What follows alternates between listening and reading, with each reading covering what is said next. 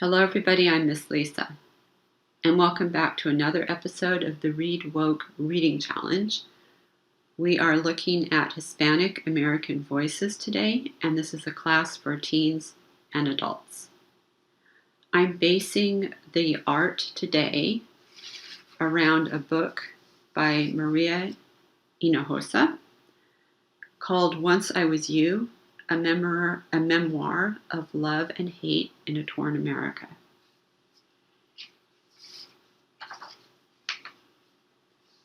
The author was born in Mexico City. She came to the U.S. with her family in 1962, and she grew up in Chicago. She graduated from Barnard College in New York City, and she began her career with NPR, and then worked as a reporter for PBS, CBS, and CNN.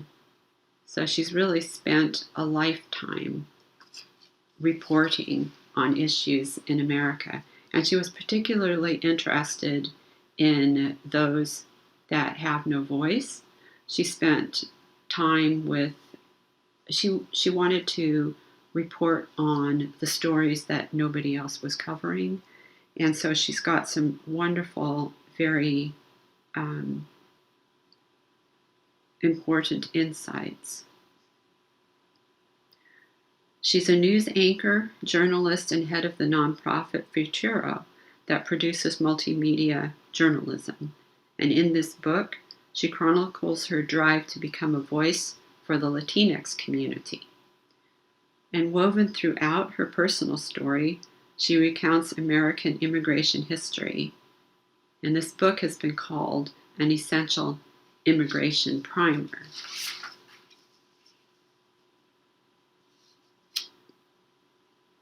And I just wanted to read you this one quote. Maria Hinojosa tells her own life story to open our eyes to stories of people, some locked up along our borders, others living underground in our great cities, who want the chance to enrich America in all ways. Her book is a lyrical act of recollection and empathy. And that's from Scott Simon, the host of Weekend Edition, NPR. So my job is to do an art project based on this book. And that was, I found, quite a tall order because that's a lot. There's a lot in this book. And it was hard to choose one thing over another or to make something comprehensive as far as a piece of art that I could say this is a sculpture or this is a drawing or this is a painting that really gives me what I want to explain to you, gives me something that I feel is useful for you. And what I ended up doing instead of a piece of visual art is to sort of think about almost like a performing piece, but I don't perform. So it's going to be my hands on this stage here. Here's our stage, this piece of paper. And we are going to be making a little play about immigration on this stage. So the first thing we need are two countries. We need USA and we need Mexico, because this is what the book is primarily about, immigration and the border between the USA and Mexico and how we can better our policies. I think the one thing that there's many things in this book, but one thing that really stood out for me was that we really have to treat people better. We can't just cage them up. We can't just take away all their rights. We can't say, don't come back. We have to have a better policy. As CNN said, it's been quite a while since we have seen a functional immigration system that's designed to deal with fluctuations in the number of economic migrants and asylum seekers who show up. We have to treat everybody well. We really have to. So let's start out with, we've got two countries. We've got USA and Mexico. And we are going to build a border.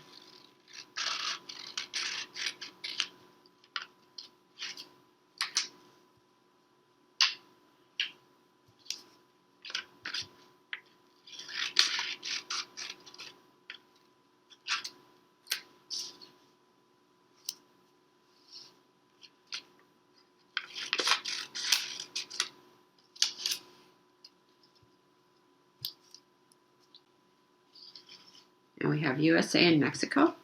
But USA isn't really USA like this because it is torn.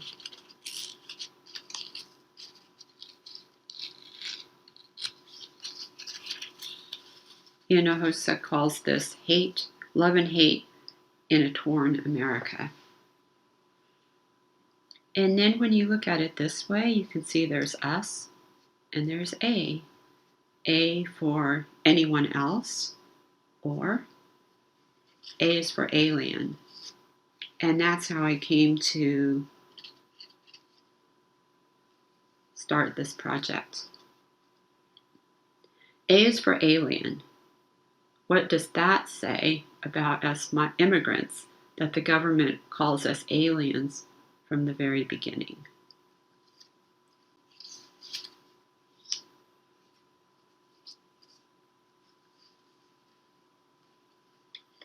B is for Bracero.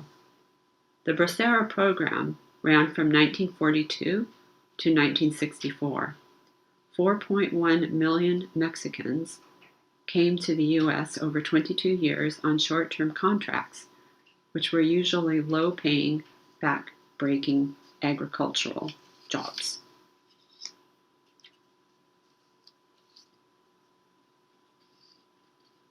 C is for citizen. Hinojosa's highly educated father would have to become a U.S. citizen to accept his position at University of Chicago. He was a doctor, and he had job offers from several universities in the U.S., but he took up this position at University of Chicago that required that he would have to become a U.S. citizen. So to do that, he would have to take a citizenship exam, which would be easy for him, and he would have to give up his Mexican citizenship, which would be difficult. Okay, he would have to give up his citizenship, basically his nationality, and his heritage.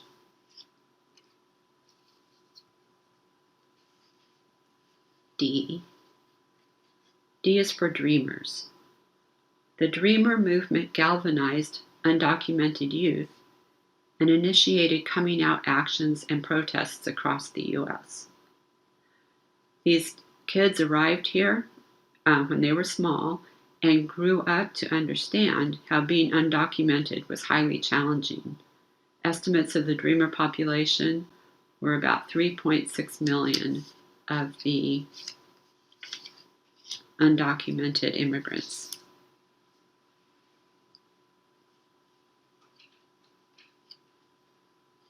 E is for escape. Immigrants were running for their lives, escaping violence, poverty, abuse, and corruption in countries like the Honduras, Guatemala, and El Salvador.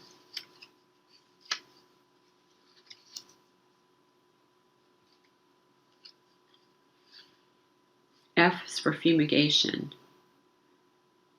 Immigration officials in El Paso, Texas, launched a disinfection campaign in 1917 that included subjecting Mexican laborers to full body inspections, vinegar and kerosene baths, and toxic fumigations. Unbelievably, this policy ran until 1964.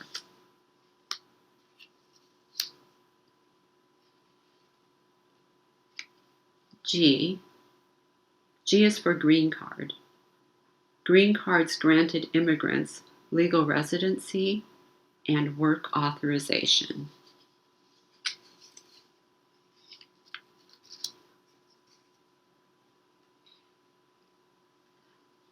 The Hart-Celler Act, also called the Immigration and Nationality Act, or INA, of 1965.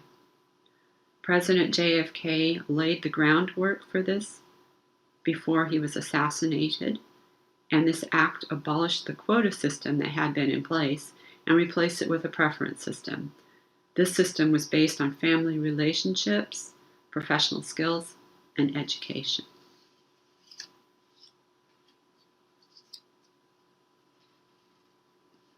I, of course, is for immigrants. The USA was founded by immigrants who had no papers or permission to be here, but who were seeking a new beginning.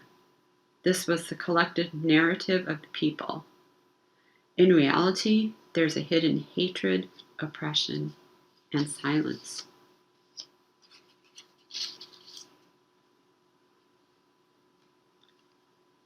J is for journalists. For the Hinojosa family, journalists were more important than Hollywood movie stars because they changed the course of the country.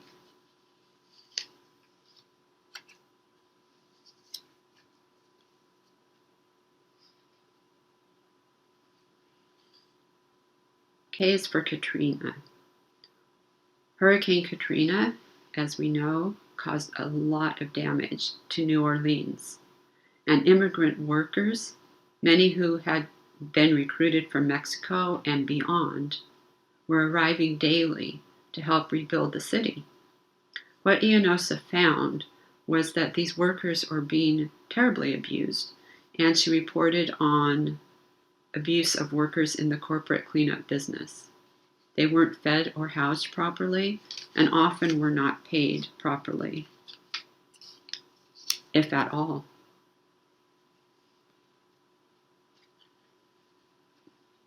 L is for legalization. Immigrant Reform and Control Act, the IRCA, combined increased immigration enforcement with the first large-scale legalization process for undocumented immigrants that were already living in the U.S. And that was 2.7 million people were living here without papers and had no criminal record. So they were processed for green cards and therefore were able to enter the economic mainstream and live much more above board than they had been in the past. Very important step. M is for Mexico. Mexico is a multicultural puzzle made up of people who have been there for centuries and those that have come from afar to claim it. But Mexico did not define itself or its value as being a country of opportunity for immigrants. And that is how Hinojosa describes Mexico, her birthplace. N is for Naturalization Act. The Naturalization Act of 1790, that's a long time ago, which President George Washington himself approved, stated that American citizenship could be granted only to an alien who is a free white person.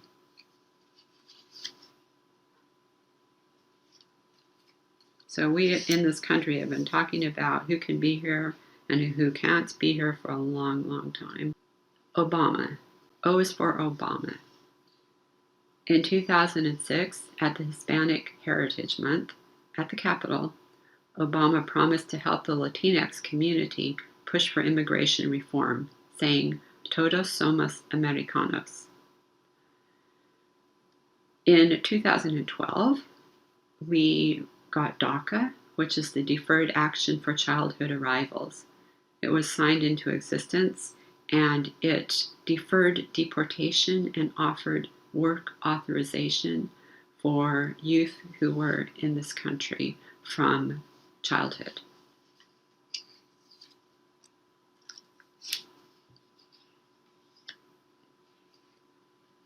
P is for people power. American labor leader Dolores Huerta, who is also one of the co-founders of the American Farmer Workers Union, said that the most powerless people can sometimes be the ones who first motivate everyone else to join together for a cause. They start believing in the power of their own voices. And you might be thinking of Cesar Chavez, for example.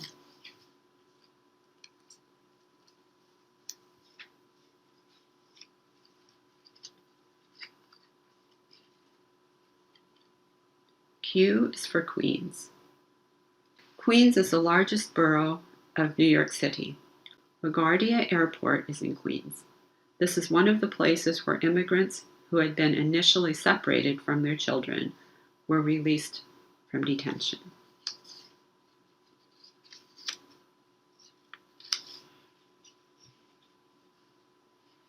R is for removal. Removal is now the official name for deportation. And this got pretty messy because private prisons stepped into the immigration mix in a big way.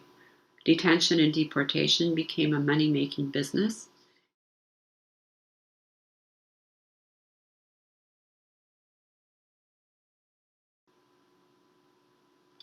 S is for Soldadera. The Soldaderas, also known as Adelitas, were women enlisted to support Emiliano Zapata and Pancho Villa's efforts during the Mexican Revolution.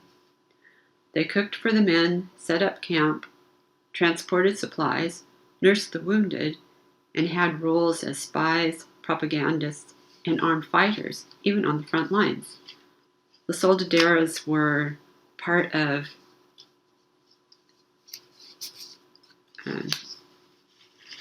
Hinojosa's. They were part of Hinojosa's inspiration. She liked that, as she called it, badassery of the women. And she became quite a force herself. T is for tough on immigration. With the building of large detention centers came planned raids on workplaces suspected of employing undocumented immigrants. Thousands of people were arrested. Entire groups of immigrants were taken to court, but were denied due process. And immigrants were hunted. This hunting intensified to keep beds filled at the immigration facilities across the nation. There are now over 200 of these immigration facilities. And both Democrats and Republicans want to be tough on immigration, but we have to treat people humanely.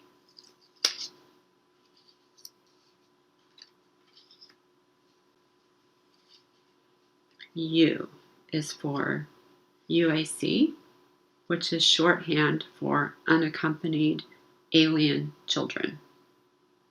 In 2018, the government began housing them in tents in Tornillo, Texas. The facility opened with a capacity of 400 children, but by the time it was condemned and closed in January of 2019, there were nearly 3,000 children at this facility.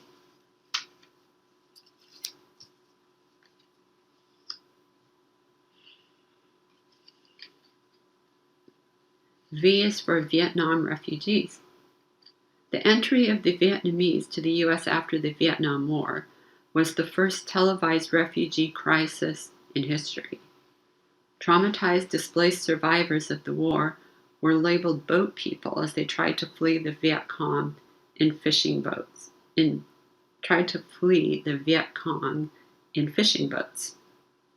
Americans didn't want them in America. They're refugees. Isn't that what America's all about?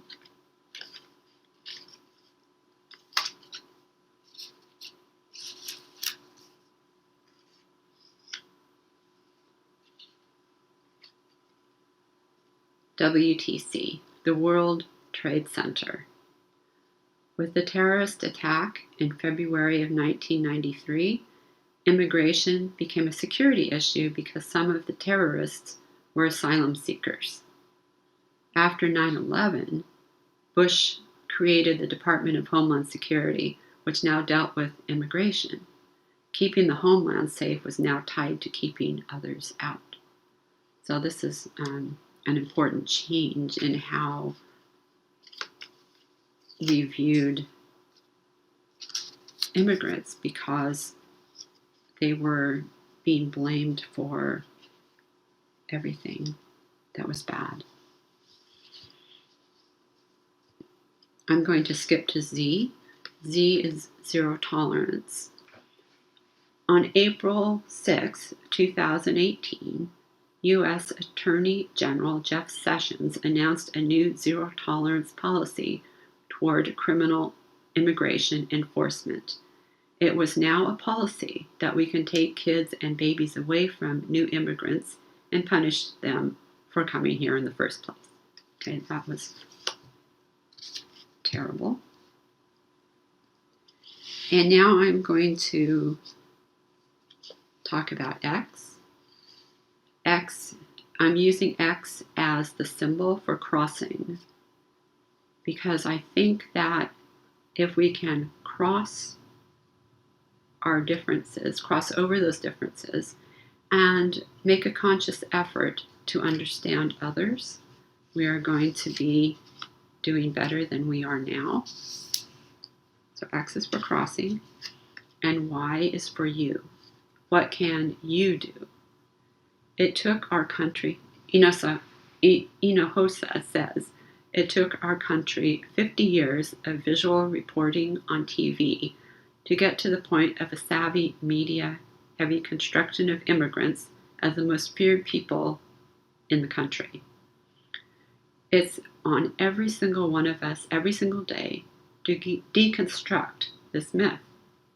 And we can do that by being courteous to the day workers, by volunteering, by activism, by doing anything we can every day to break this cycle. So what do we have here? We have a torn USA on one side, and we have Mexico on the other side, and we've kind of built ourselves this wall. And what I would like to do is take all this away. Let's see if we can take all this away and create something better in its place.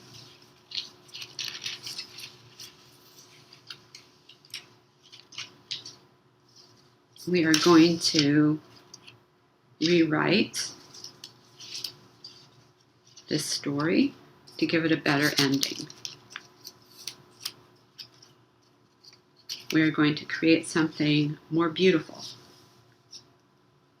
than what we had there, which was not very beautiful at all.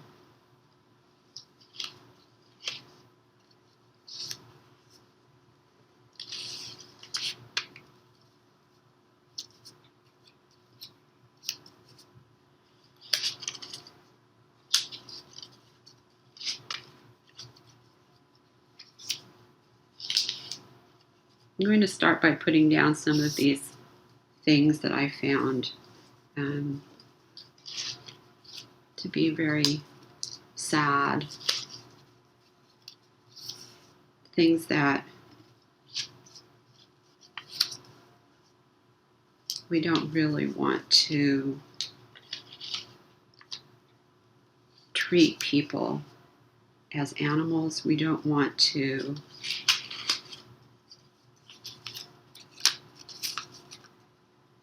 take children from their parents.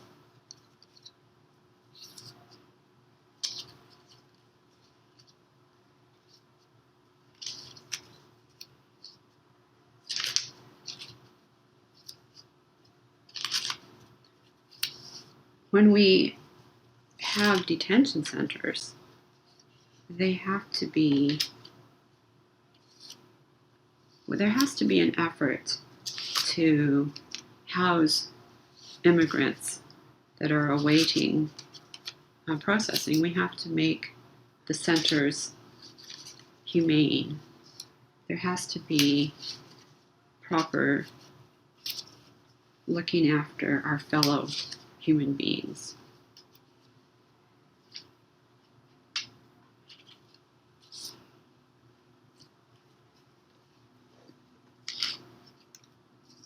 And we have to try together every single day to be better, to make the world a better place.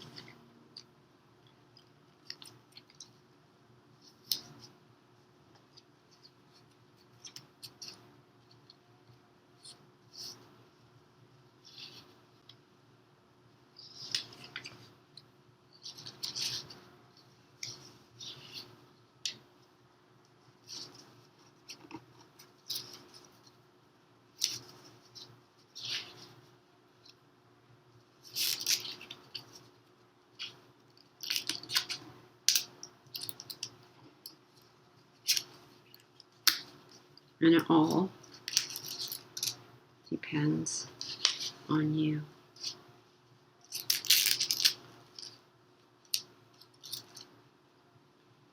Hinojosa says, one of the lessons of 2020 is that we're stronger than we think we are, whether it is taking to the streets for social justice or just living through the coronavirus.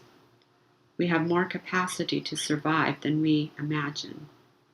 And we need to care about each other enough to make things better, because only we can save each other and transform this country. And that's from Maria Hinojosa, the author of our book, Once I Was You, a memoir of love and hate in a torn America.